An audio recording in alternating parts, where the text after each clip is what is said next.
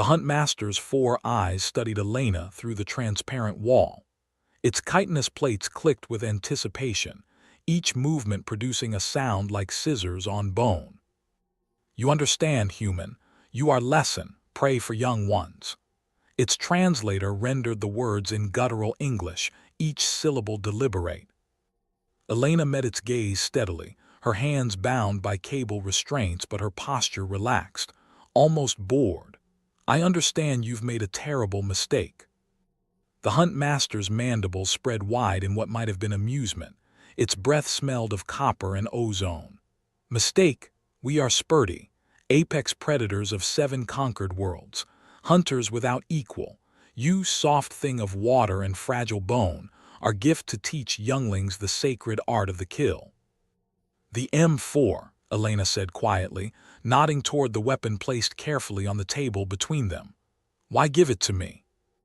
"To make interesting, yes, to make hunt have drama."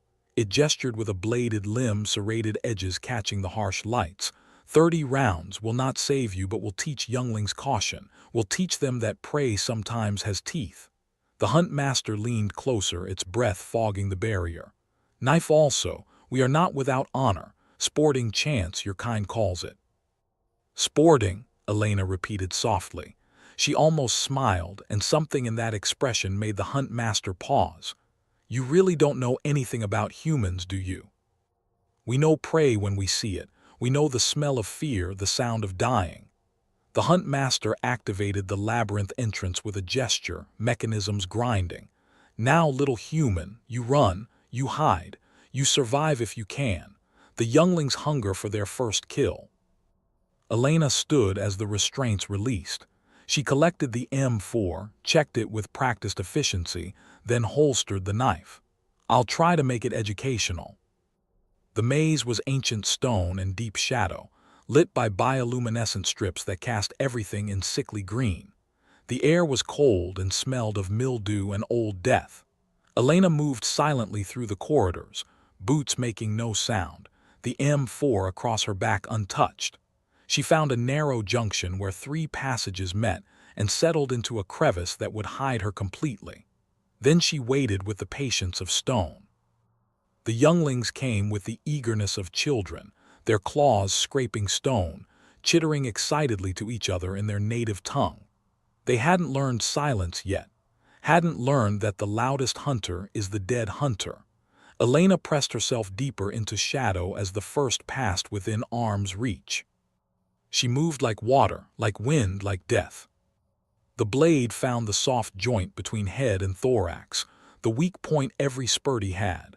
The youngling collapsed without a sound, its last moment one of confused surprise. Elena dragged it into deeper shadow and waited again. One by one she took them, patience and precision. The M4 stayed silent on her back. These children didn't deserve bullets. They deserved to learn their lesson up close, personal, intimate. The 7th tried to screech warning to its absent companions. Her hand clamped over its mouth parts as the knife did its work, efficient and final. 7 young Spurti. 7 lessons in humility delivered in blood and darkness.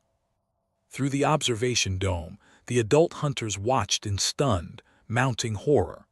The younglings' life signs had gone dark one by one. "Impossible," one hissed, plates rattling with distress. The younglings, all of them. "A trap, malfunction," another insisted, but its voice carried no conviction. "Send us," the largest growled, showing blade arms. 15 hunters, full grown, battle-tested. We end this insult to Spurti honor." The hunt master's confidence had cracked like thin ice. Its translator crackled with stress. "Go, find it, kill it, bring me proof." Elena heard them coming, disciplined now, spread in a proper search pattern, moving with professional caution.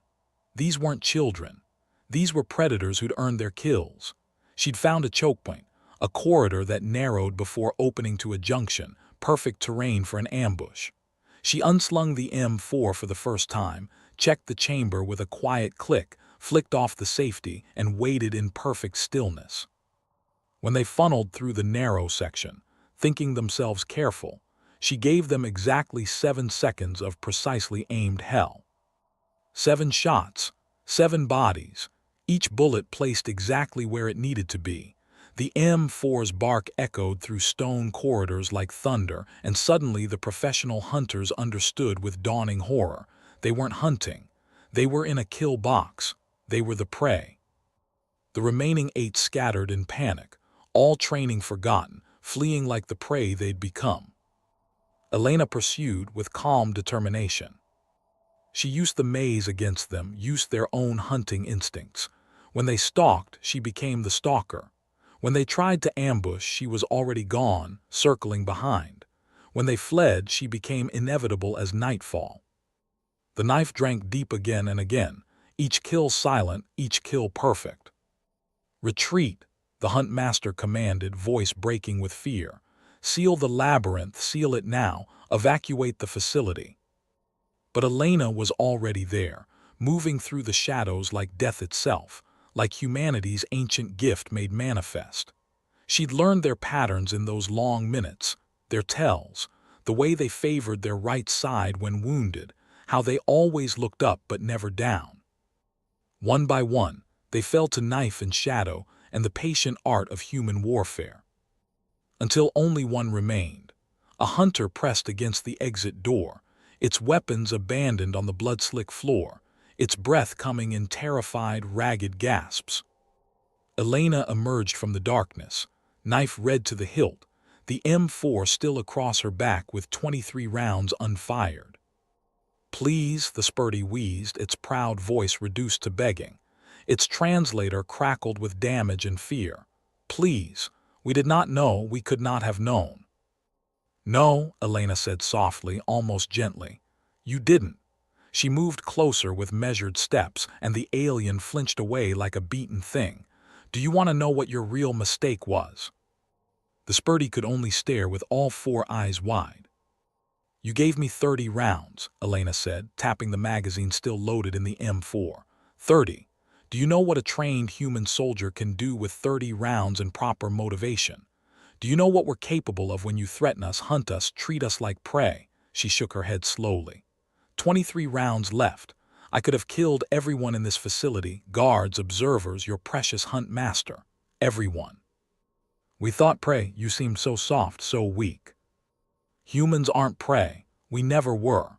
Her voice carried the weight of evolutionary history. "We're the species that hunted mammoths to extinction with sharpened sticks and patience. We chased our food across continents until it collapsed from exhaustion. We invented persistence hunting. We domesticated wolves, apex predators themselves, and made them love us, made them part of our family." She leaned closer.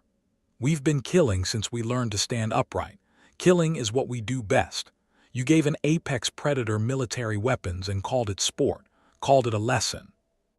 The Spurdy's plates rattled with uncontrollable terror. "But you know what?" Elena lowered the knife, blood dripping to stone. "I'm not going to kill you. You're going to live. You're going to go back to your hunt master and your elders and your council. You're going to tell them exactly what happened in this labyrinth. You're going to explain that the soft, weak humans, the prey species you thought you'd teach lessons to, are more dangerous than anything you've encountered in 7 worlds of conquest." She stepped aside from the door, a predator granting mercy.